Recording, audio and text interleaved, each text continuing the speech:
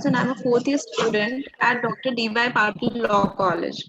Our college has organized this interactive session as per the curriculum of Savitribai Phule Pune University to give the students a better knowledge and understanding of ADR and its practical application as well. The main aim behind this session is to make the students feel more comfortable and confident towards the topic and the subject's alternative dispute resolution. So, guys, if you have any question in between the webinar, please put that in your chat box and please keep your mics muted so that there's no disturbance in between. Also, we have time for the question answers in the end when the interactive session will begin. So please keep your questions written for the end part. So, just a little housekeeping before we get started. I'll be calling our respected principal, Dr. Ujjwala Shinde ma'am, to welcome our chief guest for today. Yes. Thank you very much, Ashima. Very good morning to all. On behalf of Dr. D.Y. Patil Law College and Dr. D.Y. Patil Unitix Society's management, I welcome Advocate Madke sir and all the participant students, my faculty for this webinar. Today's topic is alternative dispute resolving system. We will be having interactive session on that, but just a brief introduction about the topic. ADR means alternative dispute resolving system. Now in the name it is given that it is alternative, means some system is there, that is present judicial system is there, and for that system this is an alternative system. Now the present judicial system, which has been borrowed from British India, and that is still continued. So there are some lacunas, there are some loopholes, and to overcome those, this ADR system has been emerged or introduced, you can say. The main feature of this ADR system is that it's speedy disposal of the cases, then less expensive, confidentiality is maintained, low expenses of advocates as well. So these are some features which for what this ADR system is introduced. And in this ADR, arbitration is the very important, or you can say popular module. And this popular module is gaining importance nowadays in India as well as abroad. So I'm thankful to Advocate Madke sir that he is very kind enough that he has accepted our invitation, and he is here to enlighten our students on the practical aspects of the ADR. As well as I appreciate the efforts of our organizing team, Assistant Professor Vanita Mohod, Assistant Professor Madhvi More Madam, then Ajay Kavle sir, and our student coordinators team, Ashima, and I think Aniruddha is there. So I very much appreciate the efforts of all the organizing team. And now over to Ashima sir. Ashima? Yes. So now without further ado, we will turn the time over to our guest speaker for today, that is Advocate Sharad Madke, sir, legal consultant and empaneled arbitrator, High Court, Mumbai. It's a great pleasure for me to introduce you to this great personality today. He has practiced as an advocate for 11 years at the District Court of Osmanabad and Pune, appeared before Honorable High Court bench at Aurangabad, served as presenting officer at the MPSC and Government of Maharashtra. He also practiced as a legal consultant in civil, criminal, consumer, and public trust act matters till 2011. Currently, he is practicing as a legal consultant and arbitrator at Osmanabad, Pune, and Mumbai. He has served as civil judge and judicial magistrate, metropolitan magistrate, assistant deputy charity commissioner, and also worked as assistant professor of NJA.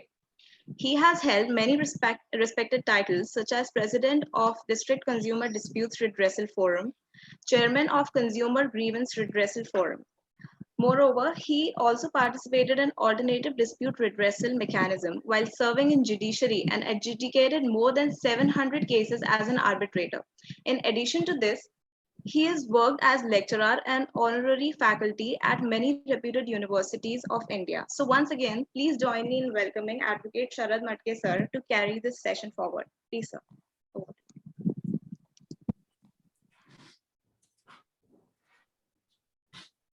Good morning, Honorable Principal Dr. Shinde Madam, Honorable organizers, faculty members, the students who have organized this interactive session relating to alternate dispute redressal mechanism, which is prescribed for the syllabus of our course. At the outset, I express my gratitude for giving me an opportunity for having interaction with you all while discussing a topic of immense importance, considering the area of litigation pending all across the globe. While considering the topic of alternate dispute redressal mechanism, it is necessary to have some ideas about how the concept of ADR has emerged. As per the provisions of the Constitution of India, that the division of power is there, the Parliament is empowered to make laws, the executive is there to implement the laws, and judiciary is there to interpret the laws. While considering this, the preamble of the Constitution has provided that we should give justice in social, economic, and political. That is enshrined in the preamble, which is a part of the Constitution, as is held in the case of Keshavanand Bharati's case, AIR 1973 Supreme Court. Now, I have perused the syllabus prescribed for our syllabus for this year, and we have noticed that the topics which are mentioned in the syllabus are particularly the arbitration, conciliation, mediation, negotiation, good offices, enforcement of international arbitral awards. This has been the syllabus, and the object of prescribing this subject is mentioned in the syllabus also. Now, while considering the provisions of the alternate dispute redressal mechanism, first of all, and since the year 2002, as this being the interactive session, just I will highlight with respect to each ADR mechanism, and on that point we will have an interactive session in the form of question and answers. As per the provisions of the Code of Civil Procedure, there is a provision under Section 89. Section 89 of the Civil Procedure Code speaks about, suppose if a case is filed in a court of law, case is pending before a court of law, the plaintiff has filed a suit for maybe for specific performance of contract, maybe for dissolution of the partnership firm, maybe for injunction, maybe for compensation, maybe for any other claiming any relief, and the other party has also filed a written statement in that particular case. Now, when the plaintiff has filed the case and the defendant has filed the written statement, and after considering the plaint and the written statement, the Parliament has amended the Code of Civil Procedure in the year 2002, which came into force on 1st July 2002, wherein if after reading, maybe the nature of the suit may be in the form of, for any relief, if after reading the plaint and written statement, if the court feels that in this particular case, there exists an element of settlement, if court is of the opinion that this matter is likely to be settled by any other modes rather than proceeding with the trial, because if we see the experience of the litigation in a regular courts, we will find that then the period of time which is required for adjudication through the court of law is very much is maybe in decades, and therefore the parliament also has realized the importance of these importance of adjudication by the means of mediation, conciliation, lok adalat or arbitration. So if the court feels, if you are a judge, suppose you are a judge and the matter is before you, and after reading the pleadings, you find that this matter is likely to be settled by other modes of settlement rather than proceeding with the trial, then the court may formulate the terms of settlement, that these are the terms of settlement, and these settlement terms will be referred to the parties. And if these are formulated for the observation of both the parties, then if after observation, if the court feels that some amendment is required in this matter, then the court may reformulate and again refer to the parties. And then if the court feels that this matter is better to be resolved by mediation, then it will be referred to the mediation. If the court feels that this matter is required to be settled by arbitration, then the court will be referred to the arbitration. If the court feels that this matter is fit to be resolved by the lok adalat, then the court will refer the matter to the lok adalat. And after referring the matter to these authorities, suppose the matter is referred to this arbitration, then it will be governed by the provisions of Arbitration and Conciliation Act 1996. If the matter is referred to the lok adalat, then the matter will be proceeded as per the provisions of the Legal Services Authorities Act 1987. If the matter is referred to the conciliation again, then the matter will be governed as per the provisions of Arbitration and Conciliation Act, Part 3 of the said Act. And if the matter is referred to mediation, then the provisions of mediation have been incorporated, and there are the Honorable Legal Services Authority has provided that there is a National Legal Services Authority, there is a Supreme Court Legal Services Authority, each High Court has a State Legal Services Authority, every district has a State Legal Services Authority, every Taluka Court has a State Legal Services Authority. And you will be surprised that in each and every court, there is a court annexed to the mediation centers, and there are also mediation institutions, and even the court on the Honorable Supreme Court has also referred certain matters to the mediation centers, which even though those mediation centers are not annexed to the court mediation. So this is just initially I have made a reference of that, because nowadays maximum cases have been disposed of by the modes of settlement relying on the provisions of Section 89, read with, there is the one order 10, rule 1 capital A, 1 capital B, and 1 capital C. Then we have to consider if the court refers the matter to this conciliation, mediation, etc., and if the parties are unable to settle there, then again the matter will be brought back to the court, and the trial will proceed further. Now we will consider about each part, particularly. First, we will discuss the provisions of conciliator. conciliation, the provisions relating to the appointment of conciliator, conciliation proceedings.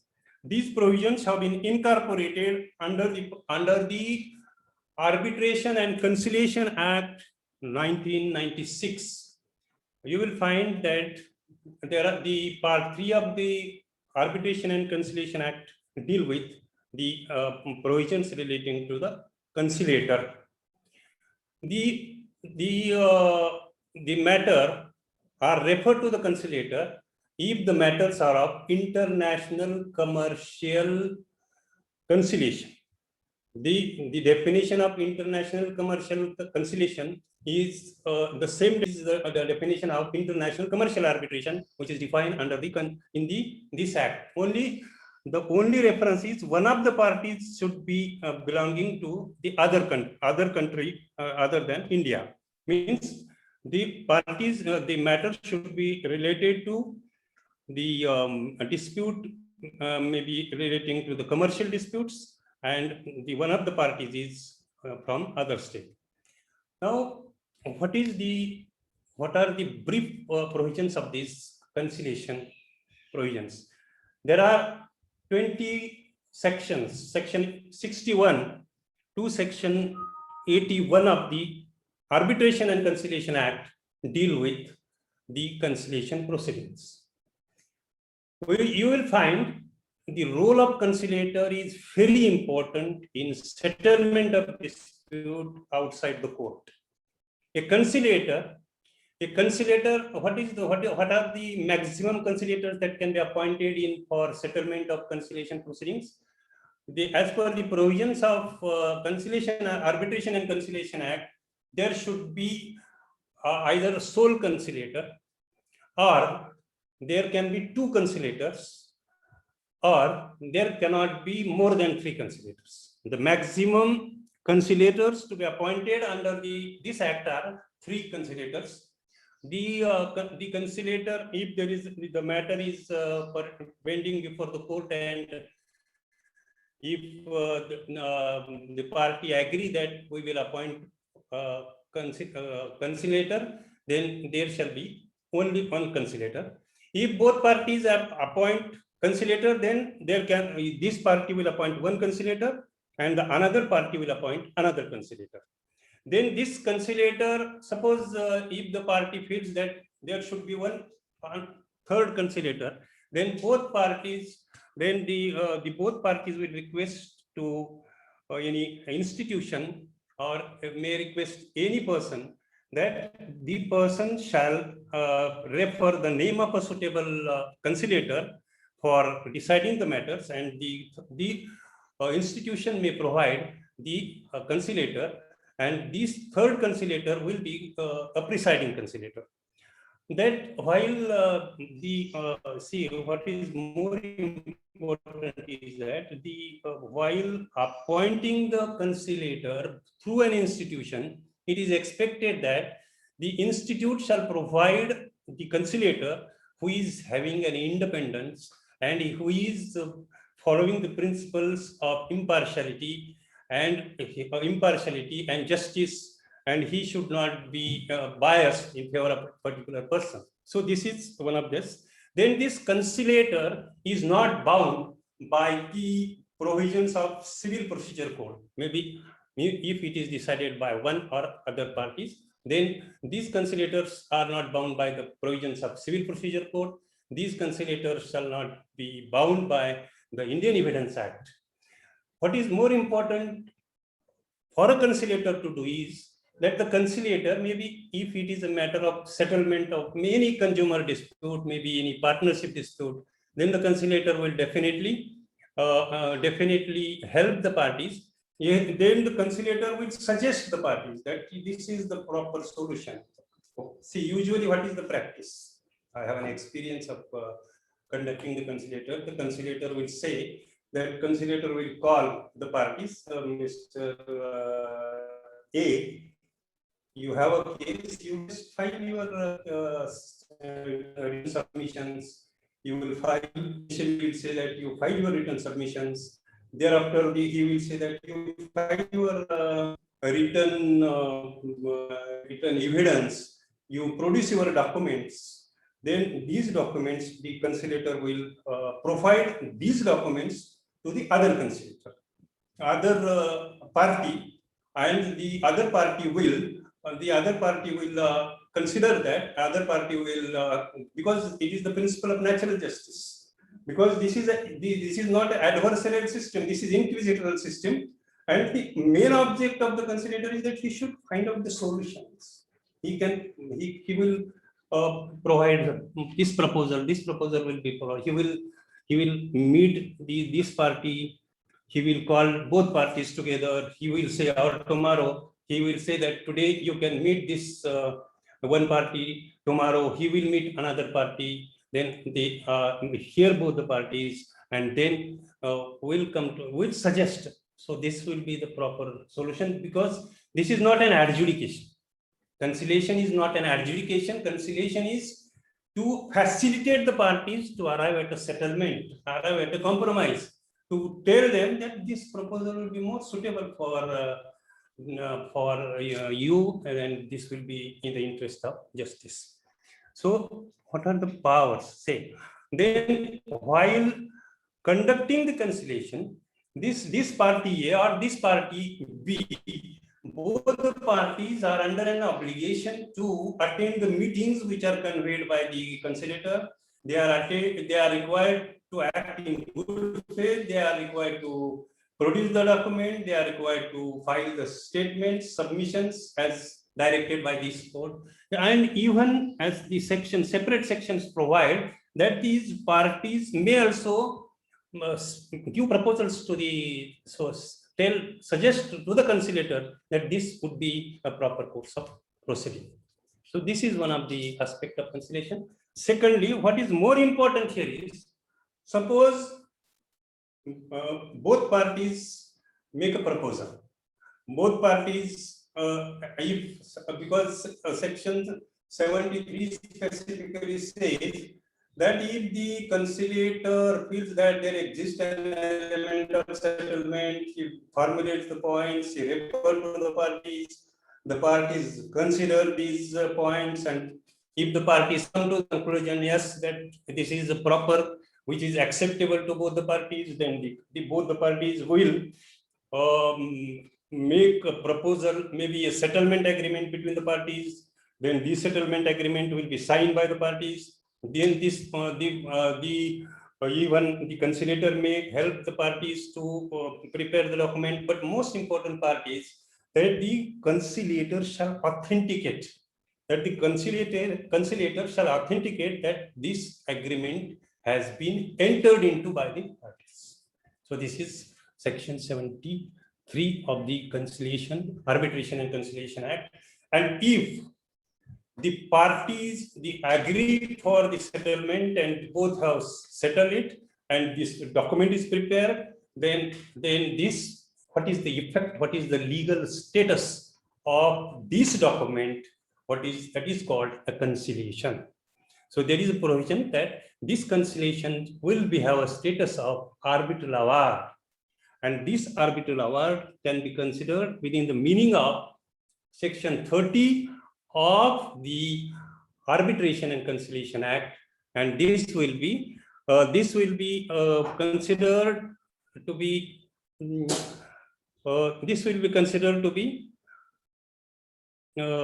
law within the meaning of this act. So this is with respect to that. Another important aspect is that this conciliation will be there are provisions of cost of the conciliator.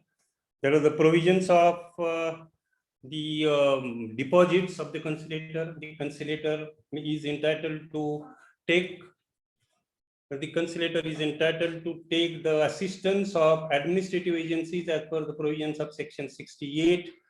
Then the conciliator can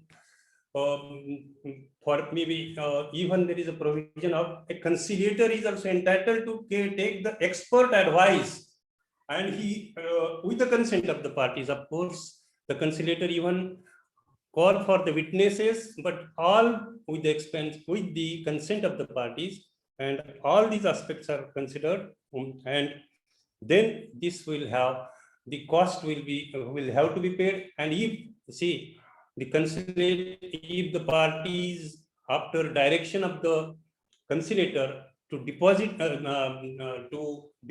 amount towards the cost for legally expenses for the conciliator, maybe legal expenses for assistance of the expert, for legal expenses for assistance of maybe other institutions for taking administrative assistance under section 68, then the conciliator may terminate the proceeding. He may say that, no, I will not proceed with the conciliator, and there will be the termination of conciliation.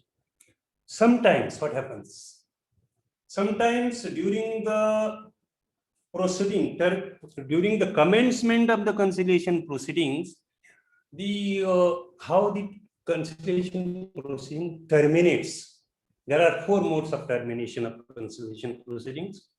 First, naturally, that if settlement is arrived at, both parties will settle that, and it will be signed, and that will be agreement. Sometimes conciliator, after hearing both the parties, he says something, that another person says something which is not acceptable. Then the conciliator comes to the conclusion that there is no possibility of settlement by conciliation. Then the conciliator may, with the consent of the parties, say that no longer conciliation will be necessary. Sometimes what happens, one of the parties is of the opinion that this conciliation is not proper, then that one party will communicate to the other party as well as to the conciliator, and then the conciliator will come to an end. Secondly, the conciliator, sometimes one party may communicate to other, or both parties may communicate in writing to the conciliator that we don't want to proceed with the conciliation, and the conciliation will come to an end. So another important provision which is there under section 75 of the Arbitration and Conciliation Act is that then there is most important aspect, 2 important aspects regarding the confidentiality. First is, sometimes what happens while a party makes a proposal, gives information, makes communication to the conciliator and says that, Mr. Conciliator, I am telling this to you, but on condition that you should not disclose to the third party, to the other party. Then under that circumstances, the conciliator is precluded from disclosing that information given on condition that it should not be disclosed to the other party. There is another provision, section 75, which says that conciliation proceeding, there should be the confidentiality of the conciliation proceeding. Conciliation proceeding should be confidential, but its disclosure will be only for the purpose of its enforcement. Because if conciliation agreement is arrived at, and for that information it may be disclosed, but in other circumstances it should be kept in confidential. So far as another important aspect, 2 important aspects of the conciliations are when these conciliation proceeding is going on, the parties are not supposed to move to the arbitration. Parties are not supposed to go to the court, but there is an exception that the parties can go to the court or to the tribunal for preserving the rights or protection of the property.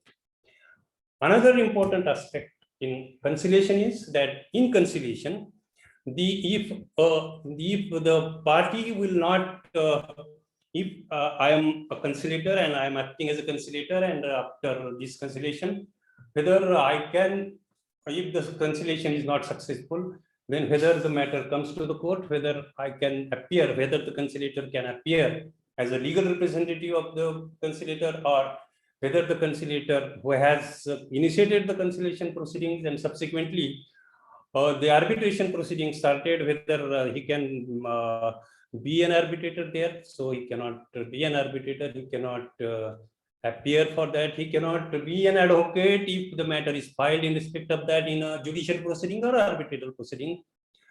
And these are some of the aspects of conciliation proceeding. And another important, the last important part relating to the conciliation is that if a conciliation proceeding is going on, and if the because during the conciliation, what happens? Some proposals are made that yes, I am ready to accept this. Other person says that yes, this proposal was good. If somebody has said that he was agreed for that, and if any other proceeding is filed, and whether one party says that this person has agreed before the conciliator that he was ready to accept, so this is not allowed so far as the conciliation proceeding is concerned. So may I request, Madam, whether we should have an interaction after completion of the lecture, or initially for after completion of each? Now also we can start with sir. Yes, yes. As per your suggestion. Yes, sir. So any questions as regards the provisions of conciliation, appointment of conciliator, and this? Everyone, please Any drop your questions? questions. Any questions that you have regarding the session, please drop it here. Sir, I think you can continue, and later on at the end we can have question answers. Okay.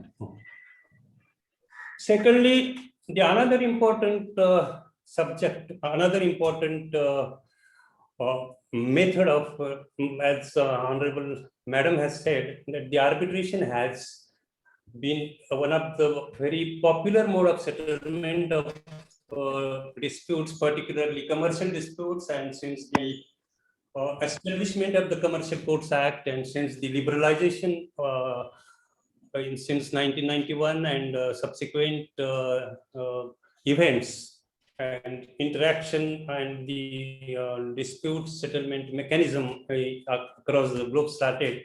So the mode of settlement of dispute by arbitration has been very popular. So far as considering from the examination point of view, as well as from understanding the practical aspect of the Arbitration and Conciliation Act, the arbitration issues, particularly the domestic arbitration, the provisions which are incorporated from section part 1 of the Constitution, and as you are aware that the Parliament has amended.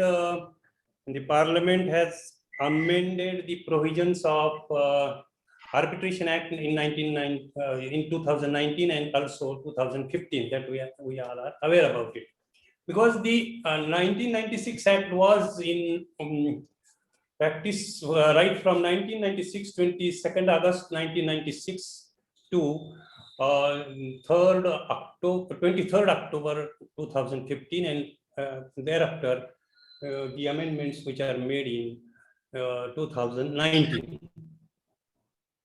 The Arbitration and Conciliation Act is divided into 4 parts. Part 1 deals with these provisions relating to domestic arbitration. Part 2 deals with enforcement of foreign international awards as per Geneva Convention or New York Convention. Third part is relating to conciliation, and fourth part is relating to the miscellaneous provisions, which particularly deals with the power of the Honorable High Court to make the rules, power of the central government to make the rules, and the repeal of the notification which was made in 1996. And there was one amendment, that Section 87, but the Honorable Supreme Court has struck down the provisions of Section 87. While considering the Arbitration Act as a career, this is a very important area, and because all trappings of the court are there, and the provisions are incorporated, and the methods of settlement is, because you are aware, as Madam has made a reference of while during her lecture about the historical perspectives of the Arbitration Act and the loopholes in the earlier acts, and however, since the passing of the Arbitration Act on the unilateral model, because because so far as the conciliation proceedings are concerned, that is based on 1980, and so far as the General Assembly or United Nations Trade and Trade Authority has referred that there should be uniformity in the arbitration legislation all across the world, because all the provisions of the Arbitration Act are practically similar in all the countries in the world. And the important aspects of this are particularly the importance of generally the provisions, particularly the provisions of particularly communication, because many times what happens, the issue always remains that the summons is not served to the parties. And then there is a provision under Section 3 of the Arbitration and Conciliation Act, which provides that suppose if a communication is sent to the person and if it is served, then it is deemed that the service is effective. However, if the party is avoiding the service and if the summons is sent or by maybe by electronic mode or maybe by practical service, then that can be sent by these means. And if it is sent on the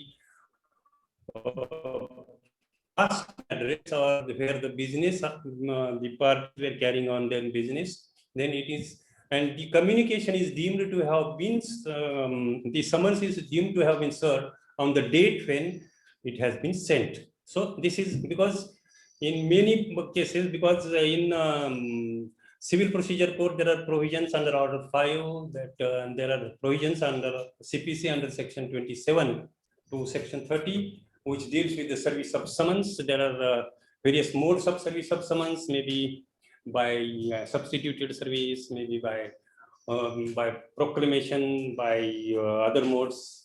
There are separate provisions are there, but here, in order to alleviate, means in order to save the time, then the another important aspect is that then even if it is sent the summons on the address which the parties were carrying on any business, then that is sufficient service.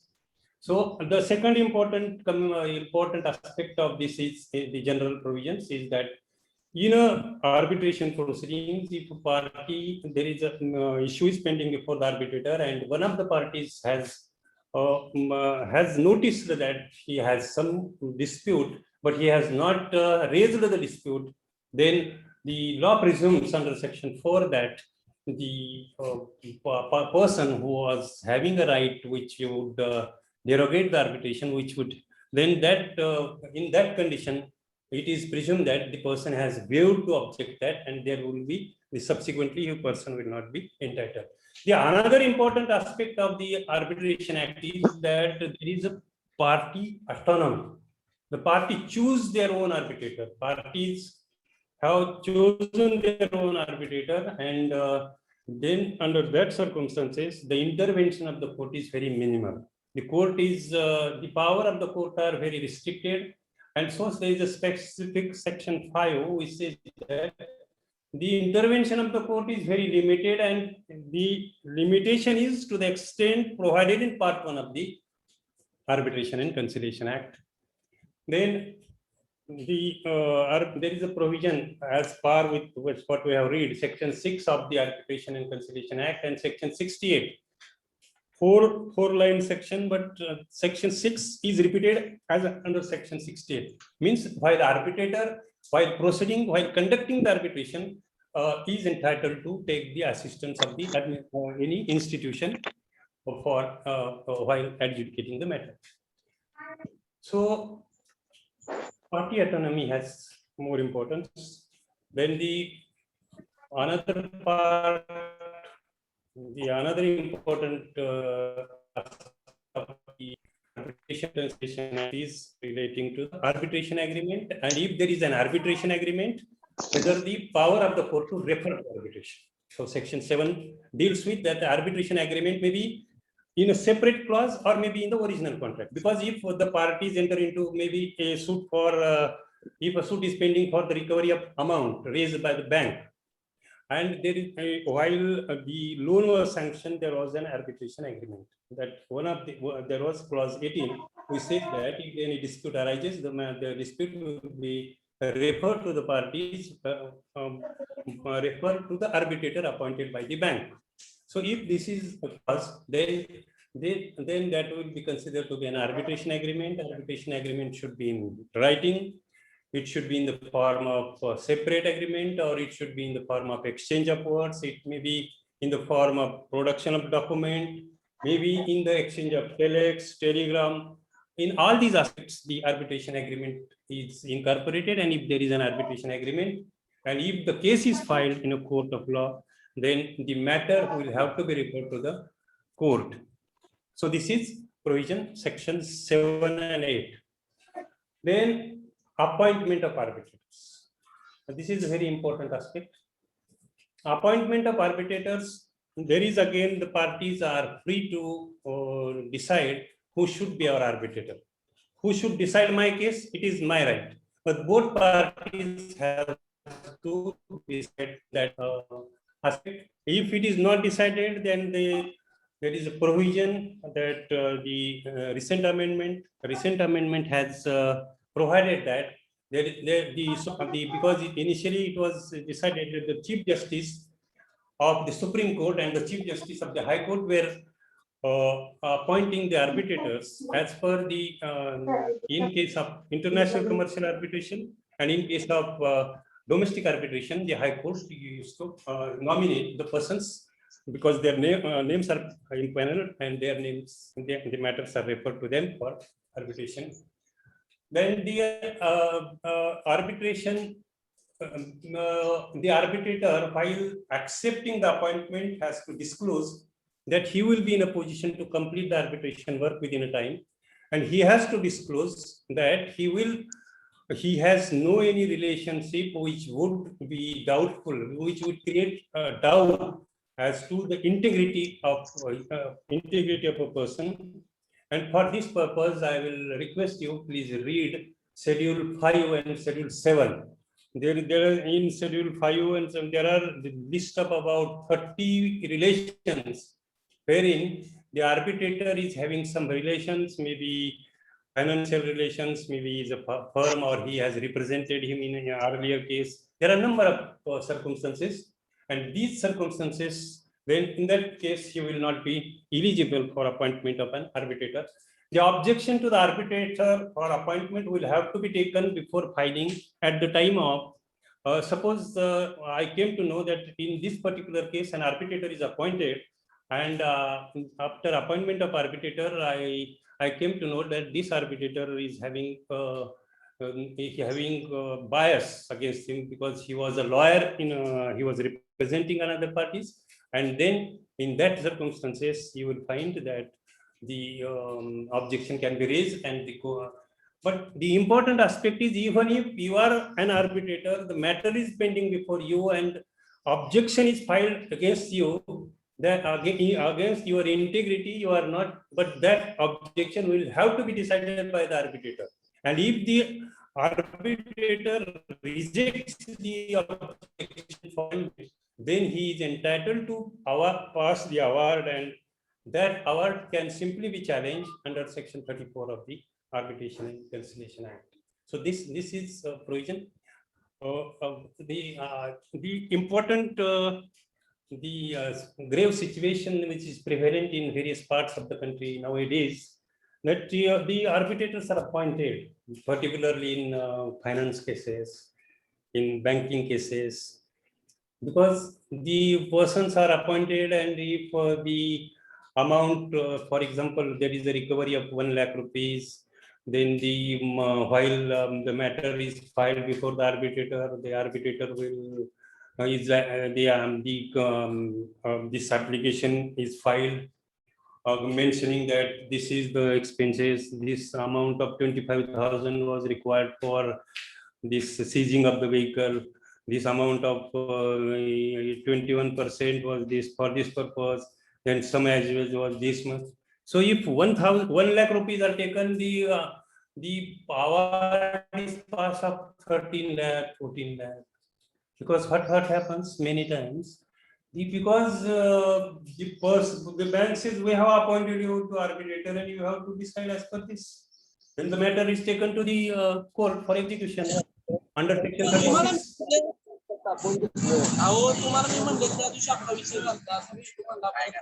Hello? Please mute your mics, please. So the arbitration under section 36, the arbitration is sent for enforcement. Suppose the party has the arbitrator has given a decision, and that decision no appeal is filed within a period of no application to set aside that arbitration is filed within 3 months, then the arbitration becomes final and is capable of enforcement as an execution of a decree or so. Then mere filing an appeal or mere filing of an application for stay of the proceeding is not sufficient. So but however, the court may grant the stay subject to payment of certain amount. So these provisions are given under section 36, 35 and 36, which deals with the finality. Now, suppose an arbitration award is passed by an arbitrator that can be challenged under section 34. The challenge can be very on a limited grounds, and these limited grounds are particularly that the limited ground is particularly that there is a patent illegality. So patent illegality is applicable in case of domestic arbitration. Then the arbitration can be set aside if there was no arbitration agreement. There was a dispute about regarding the arbitration clause. Then the notice of arbitration was not given to the party, that the party was not given a sufficient notice regarding the appointment of arbitrator. So that is a ground for challenge. Then the third ground of challenge, the ground of challenge can be if there is an arbitration agreement and if it is considered that this arbitrator has given the arbitration award in violation of the arbitration agreement. That can also be a challenge to the arbitration award. Secondly, there is one arbitrator award that because while constituting of the panel of arbitrators, there has been a mistake, and that can also be a ground for challenging the arbitrator award. Secondly, the arbitration, the award is in conflict with the public policy of India. The arbitral award is based on fraud, or maybe there is the arbitrator has practiced fraud and has passed the award. These are the grounds mentioned under section 34 of the Arbitration and Conciliation Act, and that this because in the amendment has been made in 2015, that while you make an application under section 34, you will have to give a notice to the other parties, and you will have to send to the copy of the application to the other parties, and thereafter the matter can be entertained by the court, and this application against the arbitration award shall be decided within a period of 12 months from the receipt of the award. These are the provisions related to the challenge of the award. Now, there are certain two gray areas, two important aspects which are in conflict, because in Pune, the arbitration proceedings are filed. In one of the case, one of the judge of the Honorable High Court of Nagpur was appointed as an arbitrator. Then the matter, initially the matter was filed in a civil court, district court Pune under section 9. Section 9 of the Arbitration and Conciliation Act deals with the interim measures by an arbitrator. So for appointment of any person, that this application under section 9 can be made during the arbitral proceeding, that can be application can be made prior to the arbitration proceeding, that can be made at any time after passing of arbitral award also, but prior to the enforcement of that award. So that arbitral award may be for protection of the property, maybe for appointment of a guardian to the minor or appointment of a guardian to the person of unsound mind. Maybe the provision is made that the interim measures can be passed for appointment of a receiver if there is urgent need. And the provisions are contained under the Order 40 of Civil Procedure Code, which deals with appointment of receiver, because if it is just and necessary, then the receiver can be appointed for protection of the property. And for this purpose, the only thing is that if any such interim order is passed, then it is mandatory that the parties should proceed to for arbitral proceeding within a period of 90 days. So this is section 9. When the section 9 and section 17 of the Arbitration and Conciliation Act deals with then section 17 also says that arbitration interim measures by the arbitrator. The same powers are there under both the sections. Section 9 gives power to the court, section 17 gives power to the arbitrator. But here, even if there is a provision under section 9 that even if the remedy under section 17 is not suitable, if the court feels that that remedy is not proper, then the court may also, even if arbitration proceeding is pending, then the court may pass interim award, irrespective of the matter is pending before the arbitral tribunal, if the court feels that the remedy under section 17 is not proper. So this is one aspect. Then the most important part of the Arbitration and Conciliation Act is relating to the conduct of the arbitral award. First important principle is that the arbitrator has to treat both the parties equally. Equal opportunity to present the case to both the parties. There is no certain procedure to be followed. The parties, the procedure, what procedure has to be followed, that also will have to be taken into consideration. The agreement of the parties. The parties may say that this should be the procedure to be followed. So far as the arbitrator is entitled to decide the admissibility of any document, the relevancy of any document, or all these aspects, then the with respect to the arbitration is in arbitration. In order to decide the period of limitation, there is a provision under section 21, because it says what is the course of action, because you have to file challenge this arbitration award, or then the cause of action will be said that when arbitration commences, then the arbitration commences when the notice of arbitration is received by the respondent. From the date of receipt of the notice under section 21, that can be decided.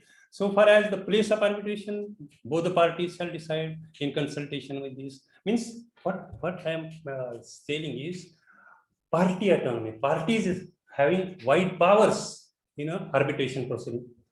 Take example section 22 about languages. Even the parties decide whether the arbitration should be in Marathi, it should be in English. Even further, it can be said, the party says that plaint should be in Marathi, defense should be in English, judgment should be in this language. So all this can be, but if there is no such agreement, then the arbitrator is entitled to decide that aspect. Another important aspect is that the evidence, section 23 speaks about when the party has to, the person who has filed an application for arbitration relief, then he will have to file the written statement, then the other party will also have a right to file that. Then the other party, then amendment has been made in 2015 that the provisions of the Arbitration Act will also apply for filing of the setup and also the counter claim. Both the setup and counter claim, both are to be considered, and after recording this, then the further sections deals with section 24, which speaks about leading of argument. Then the arguments are advanced. Both parties, if the party fails to attend, then section 25 says if the matter is, because the same provisions which are given in order 9 of the CPC, appearance of parties and consequences of non-appearance. Same apply to the arbitration proceeding. Appearance of parties, if the matter is kept for today for a statement, filing of the statement of claim, the plaintiff is absent, the claimant is absent, the court may terminate the arbitration proceeding. If today the matter is kept for filing of the written submission by the respondent is absent, then in that, if the respondent is absent, the arbitrator will not set aside the arbitrator will not dismiss the claim. The arbitrator usually what happens, he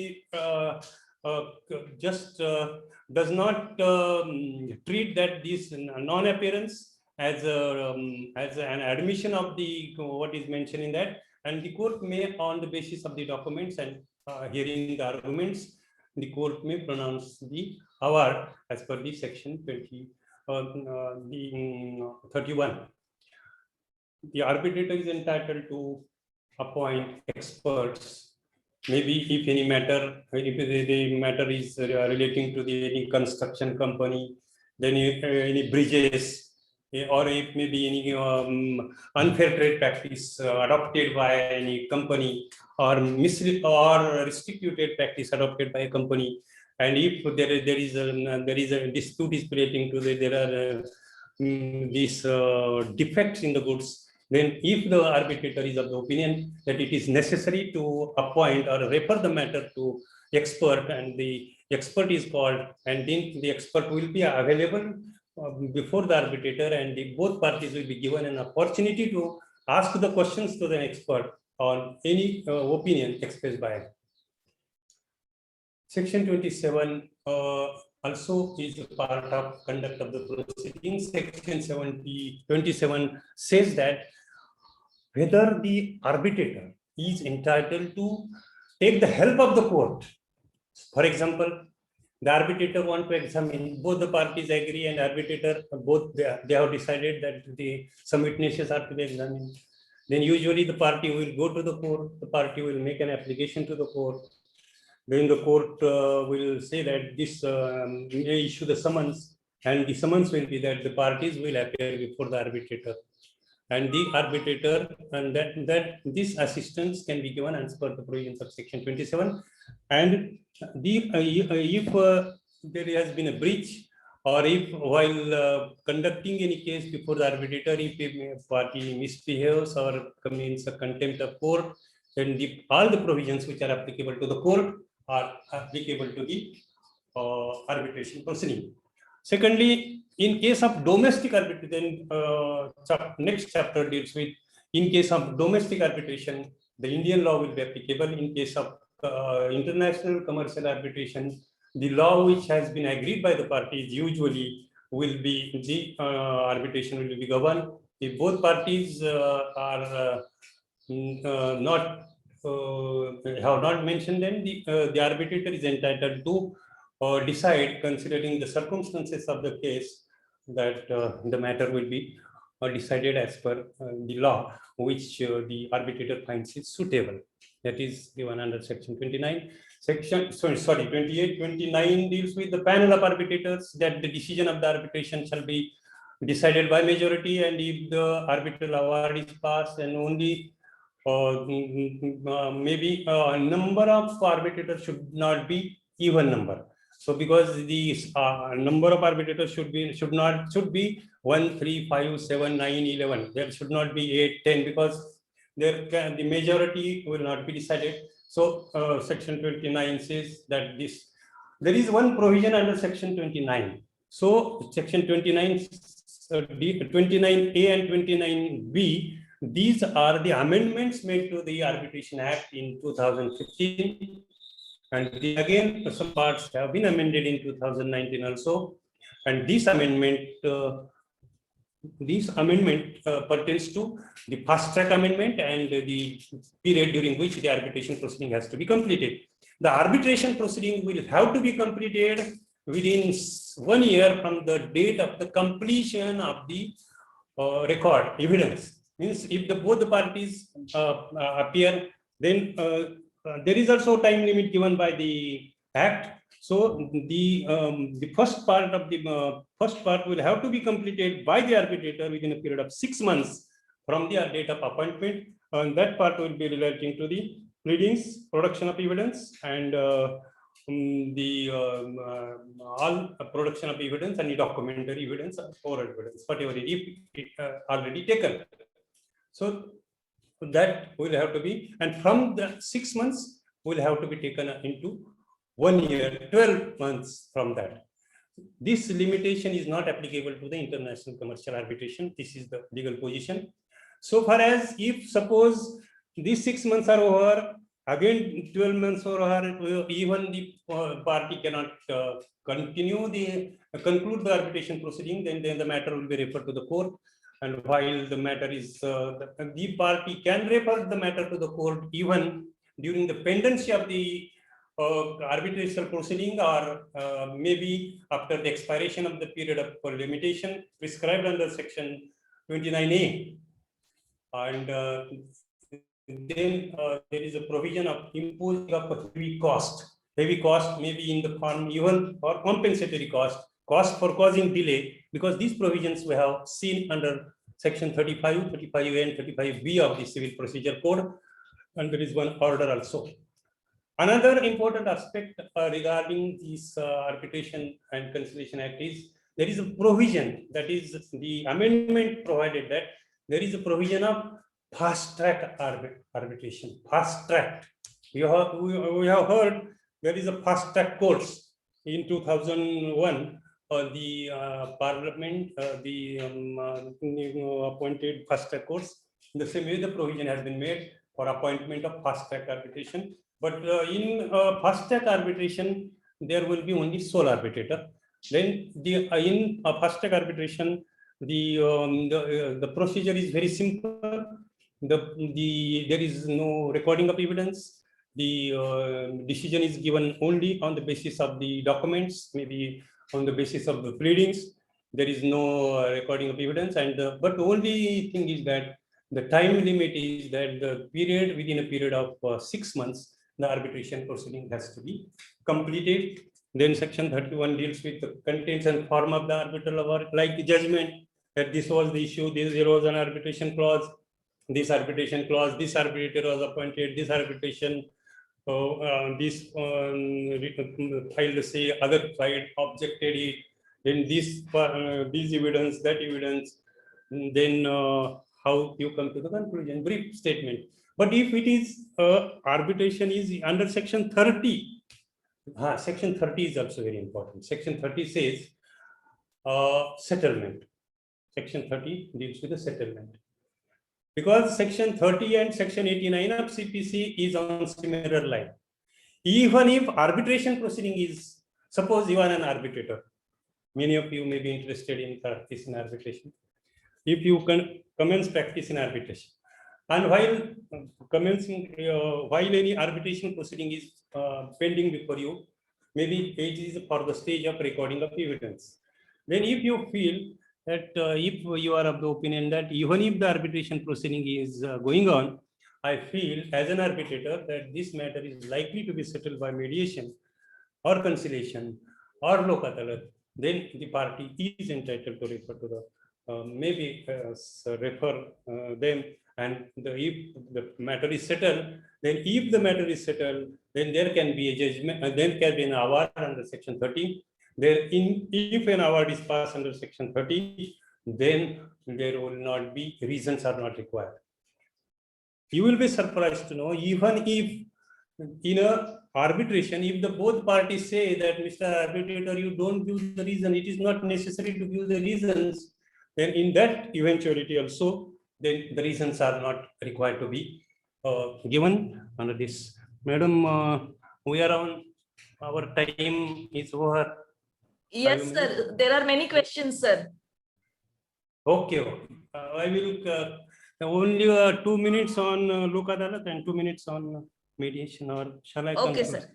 Okay, sir. Okay, sir. So far as lok adalat is concerned, the lok adalats are established by the National Legal Services Authority, Supreme Court Legal Services Authority, and now the national lok adalats are conducted, and the majority of the cases are disposed of by the lok adalat. And you all are aware that lok adalat, you have visited also the national Lok Adalats which are organized after 4 times in a year as per the provisions. And that secondly, mediation is also one of the very important aspect.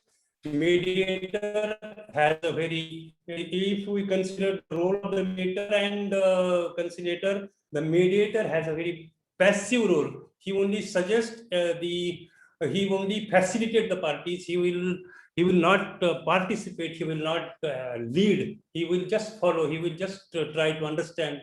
And you will find that in the foreign countries, the number of the settlement of dispute by mediation is on a large scale.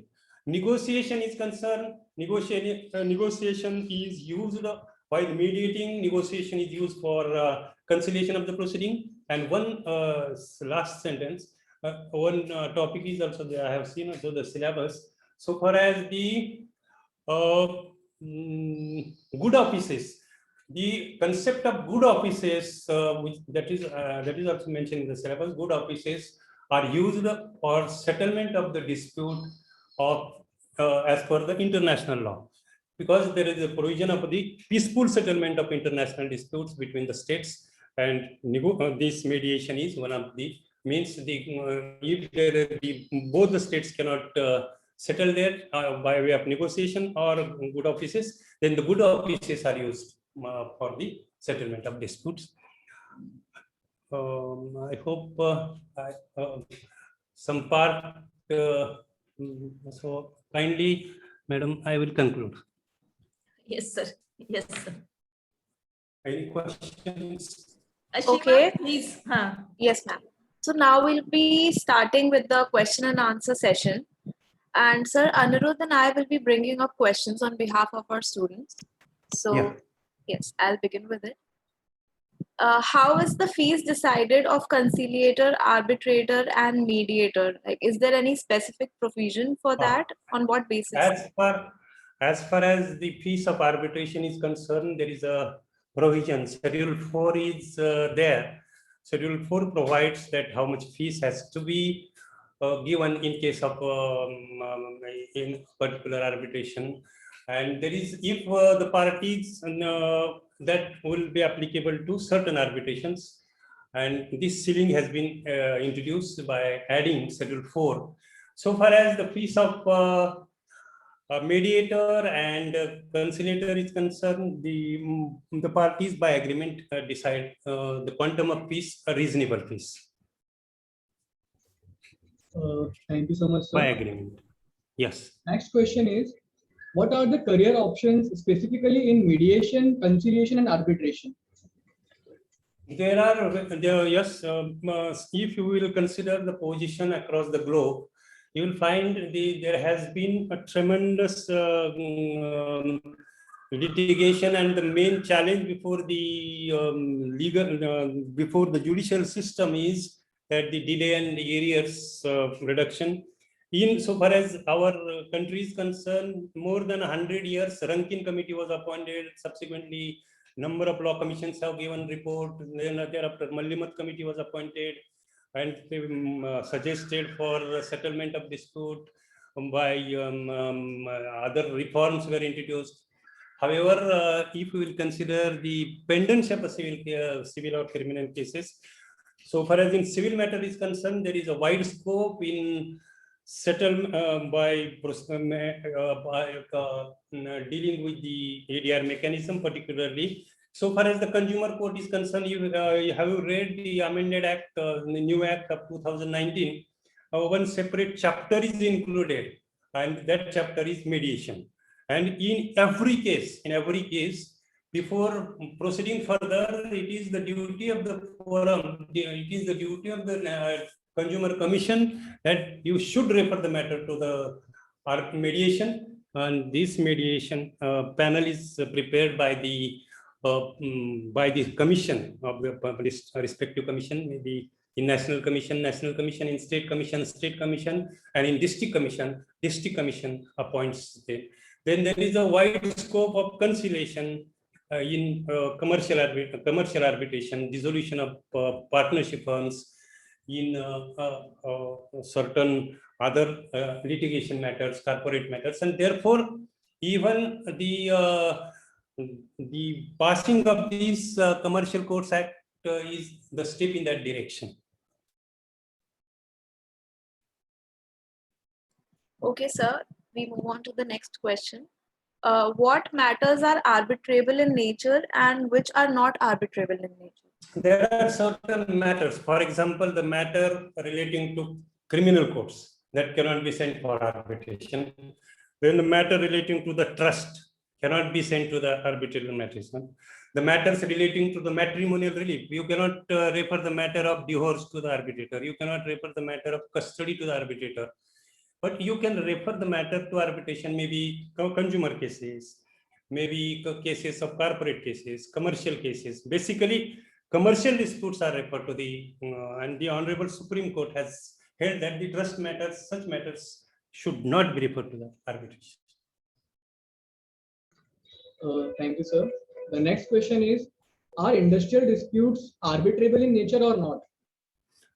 As per the provisions of Industrial Dispute Act 1947, because this is the first act which provide the ADR mechanism, or even prior to passing of these laws, that there are provisions under Section 3, Section 4, Section 5, Section 6, and also arbitration is also there under the Industrial Dispute Act. There is a Works Committee, Conciliation Officer, Board of Conciliation, Court of Inquiry, and in addition to some matters are referred to the arbitrator also. There is a provision under Industrial Dispute Act 1947. And the role of these works committees to mediate. The conciliation officer are appointed by the government. Maybe there is a strike, to tell to the employer, tell to that, to maintain industrial peace. So these provisions have been incorporated, and these provisions are there in the Industrial Dispute Act also. Okay, sir. What is New York Convention and what is Geneva Convention, and which is the best one? Very good. These are the conventions which are passed in one is in these two separate legislations are there, and the provisions are incorporated from Section 44 to 52 and Section 53 to some provisions are relating to arbitration. So we are concerned so far as the Arbitration and Conciliation Act is so far as the enforcement of the awards passed on the these Geneva Convention and New York Convention. So which is good because both are on the similar lines, and the Schedule 1, Schedule 2, Schedule 3 deals with these how it is relevant. So for that purpose, it will require a lot of time to highlight, but I will suggest that kindly read the Schedule 1, Schedule 2, and 3 of the Act. You will come to know. But which convention is better, that I may not be able to answer that question. May I add something? Yes. Generally, nowadays, New York Convention is in vogue. That is used in international commercial law. Yes, correct. Yes, ma'am. Yes. Okay, the next question is, sir, is there any similarities between litigation and alternate ADR? The similarities that both are the modes of settlement of dispute. The court proceedings are governed by CPC, Criminal Procedure Code, and the another third category is that the third category is also to be considered. And it has been considered to be the threat to the regular judicial system, and maybe since the 42nd Amendment of the Constitution, particularly the tribunals are established. So for each aspect, so now the people are saying that if for recovery of bank money, you have to go to the DR. For recovery of any other recovery of consumers, you have to go to the consumer court. For other relief for service matters, you go to the DR, to the MAT. For issues relating to the university professors, goes to the university tribunal. Issues relating to the school goes to the school tribunal. So these are the three types of adjudication. First is regular court, second is tribunals, and third is ADR mechanism. So they are governed by the only similarity is that in that they have to, if it is an arbitration and maybe a court, both we have to find pleadings, we have to hear argument, we have to decide, and we have to pronounce the order, maybe judgment. In case of civil court, we say judgment. In case of arbitration, we pass award. So these are the similarities. But the only difference in arbitration, two things that the principle we have to follow the principles of natural justice, opportunity of being heard, and notice of given. But in regular tribunal, you have to proceed, read evidence, decide admissibility of a document. If any document is rejected, then the party will go challenge it before the court. If the matter will be taken to the appeal, then the second appeal, third appeal to the Supreme Court. Then if it attains finality, then execution. In execution, then will be an application under order 21, Rule 99. So so many issues are there. So for quick justice, so the Parliament felt it necessary that to give particularly, we cannot say that the court is not good, or ADR is only good, or tribunal is not good. We can have a positive attitude. We can say that if there are some petty matters, we refer to these authorities, and then they give the time to the court for deciding the important aspects which require, so that those matters can be disposed of within a short time. So this is the three tiers we can say. One is courts, second is tribunals, and third is ADR. Maybe there, in addition to this, again, it has been made necessary that even if it is your court, bank, then there is a provision of ombudsman, bank ombudsman. If it is insurance company, insurance ombudsman. If it is some other, then they have to, even if you are running a university, there should be some own method of adjudication. So all these are the experiments made for giving justice within a time-bound manner. That is, this is the position. Okay, sir. Next question. Does the arbitrator has power to punish person for imprisonment or just fine? The arbitrator has no power to imprisonment or fine to any person under the provisions of Arbitration and Conciliation Act. There is no provision for punishment or fine at the hands of the arbitrator. Arbitrator can pass award, and if award is passed, it goes to for enforcement.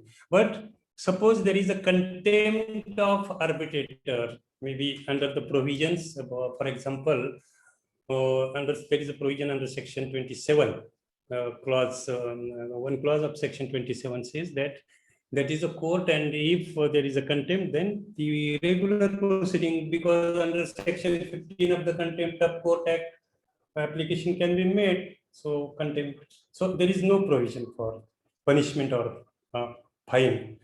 He can pronounce the award. Okay, so the next question is, can a government servant become an arbitrator? If yes, then what about the specially the army officers? So far as the provisions of Act are concerned, there is no bar as such to appoint a government servant as an arbitrator. Can be appointed.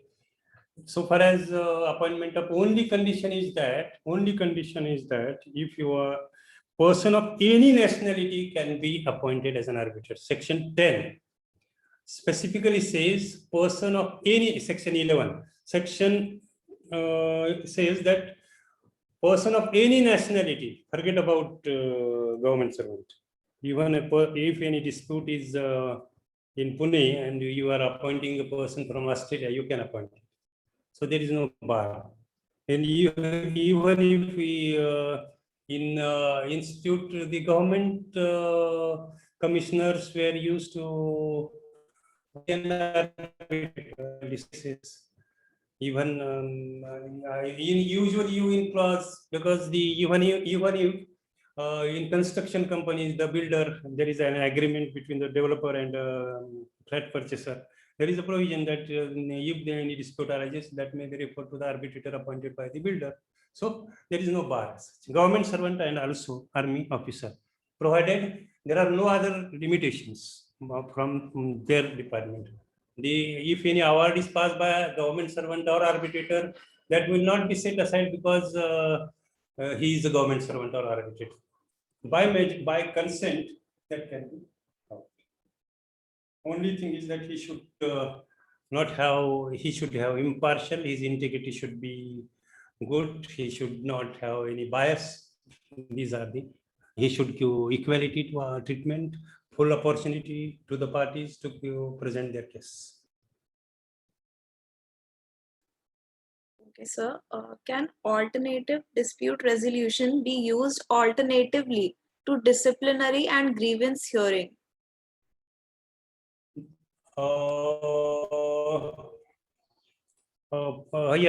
Yes, very good. Disciplinary or grievance hearing, maybe disciplinary proceeding against a student or maybe an employee, or maybe say in reference to what, so that I will be able to say. Disciplinary actions are pending against even judicial officers. Disciplinary proceedings are pending against the judges or all employees, government servants. So if any disciplinary proceeding is pending, usually the service matters, they are governed by service matters, are not referred to the arbitration. Okay. The question is not very clear. Yes, ma'am, it's please. very subjective. Not dependent. Yeah. Okay. So we are moving to the next question, sir. Yeah. It is, how is the seat of arbitration is different from the venue of arbitration? Okay, very good. This that is a very important question, and that question was considered by the Honorable Apex Court. So the Honorable Apex Court, I'm not aware about I don't remember now the case which has interpreted Section 20 of the Arbitration and Conciliation Act. I will send it the judgment of that, in which judgment the Apex Court has given the decision. Now, but I don't remember now the citation. Okay, sir. Next question. Do arbitration or alternative dispute resolution options have the same results as a court of law? And how is conflict different from dispute in ADR? Please repeat, kindly repeat. Yes, sir, sure. Do arbitration or ADR options have the same result as the court of law? And what is the difference between conflict and dispute in ADR? Okay, very good. First question is the decision by court and arbitrator. That is first you are Yes. talking. Yes. Are they same as the court of law, or are they capable of deciding differently? Maybe.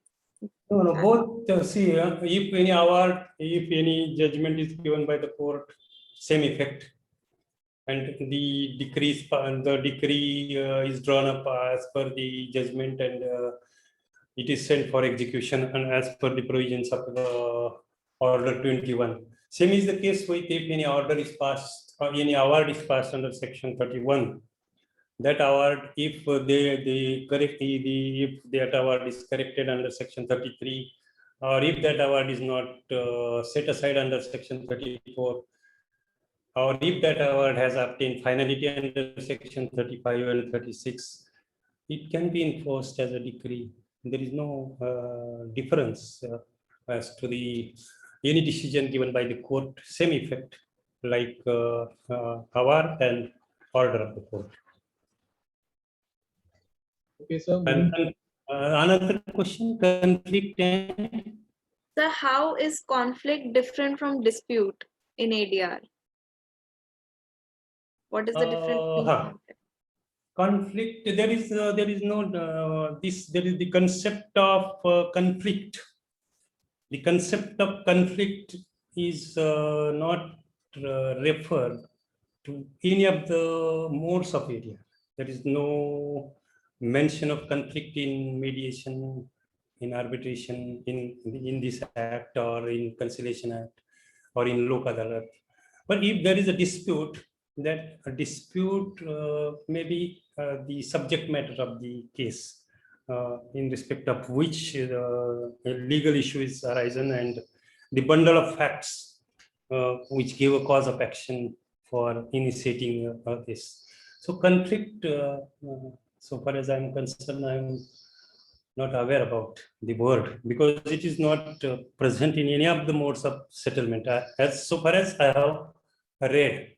So if you can say that the word conflict occurs in any of the subject, kindly tell so that I can reply.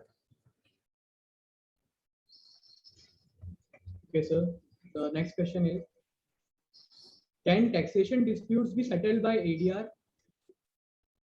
No, because there is no bar. The Honorable Supreme Court has not. Particularly one aspect is that taxation, particularly housing, particularly in because taxation is a very wide concept. Income tax, then GST. So such disputes, and the taxation particularly, suppose I own a house in Pune, and the house, then the municipal authorities come and assess the house tax, and that house tax is assessed. Then we can challenge it before the corporation court. If the corporation, because if such matters are referred to the corporation court, that can be referred to for settlement. There are the such practices being adopted in certain corporations, but because we have to bifurcate the income tax, GST, that cannot be our value-added tax. So because the Supreme Court has laid down that tax means these are the considerations. There cannot be dispute or reference of income tax or certain matters, but imposing of the taxes or imposing of the tax for house property tax, that can be, that is being referred, and I'm aware. This is to the extent, to the best of my knowledge. I may not be perfectly right, but this is my reading. I can study and can tell again.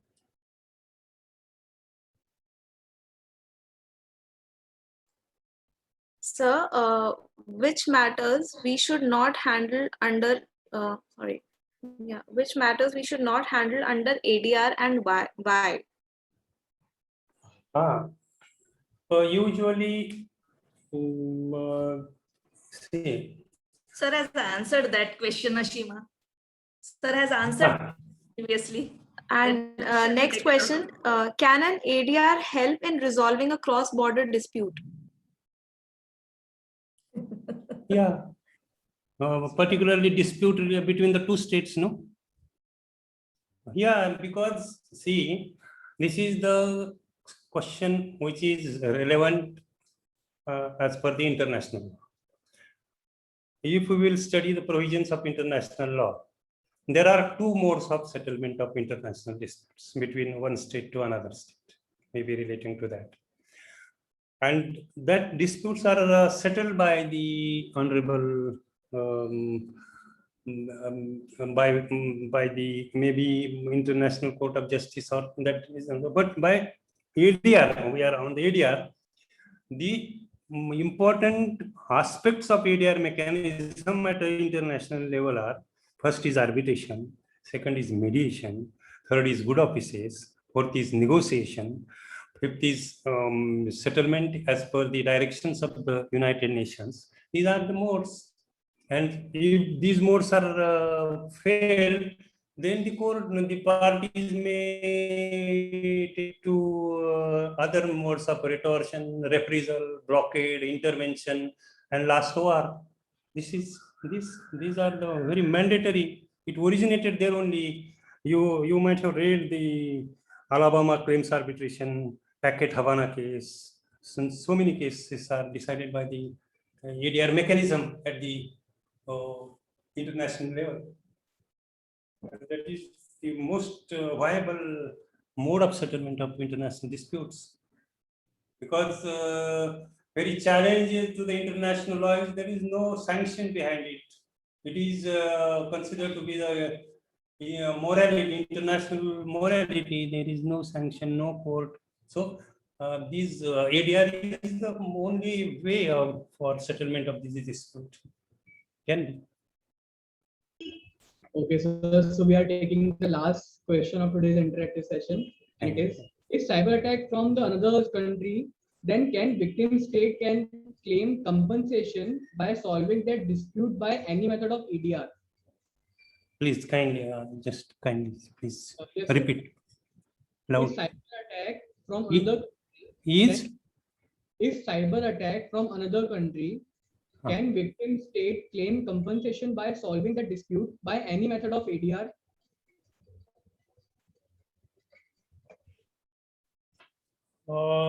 cyber attack from other country Yes, sir.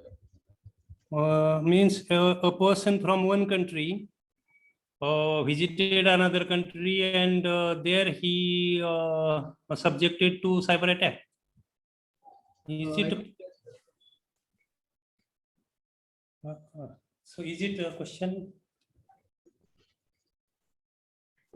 Anirudh, the question is not very clear. I think we should Yes. ignore it. Okay. Is not clear. Okay, sir. Thank you so much for Okay. answering all the queries. And this brings us to the end of this question and answer session. And my apologies to everyone. We could not answer all the questions due to the lack of time. But thank you so much, sir, for answering. Now, I please take over to Mr. Piyush Naha for representing the vote of thanks. Hello, am I audible? Hello. Yes, Yes, yes, you are audible. Yeah.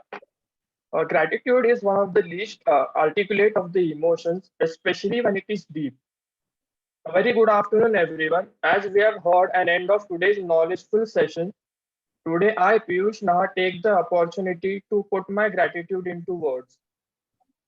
On behalf of Dr. D.Y. Patil Law College, Pimpri, Pune, I would like to extend my heartiest thanks to our resource person, Advocate Sharad Matke, sir, for his valuable time and presence.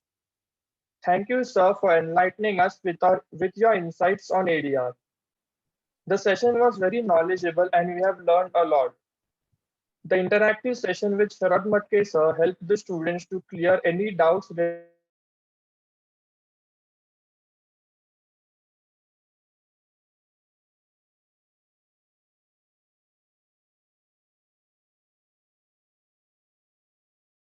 fortunate enough to get such an amazing and supporting teachers. Thank you. And lastly, I would like to thank the participants for being such an amazing and patient listeners. Thank you everyone and have a good day. Thank you, sir. Thank you, madam. Thank you. खूप Take interesting care. झालं. Take safe. Thank you. Yes, sir. Thank you, sir. Thank you. Thank you so much, sir. Thank you so much.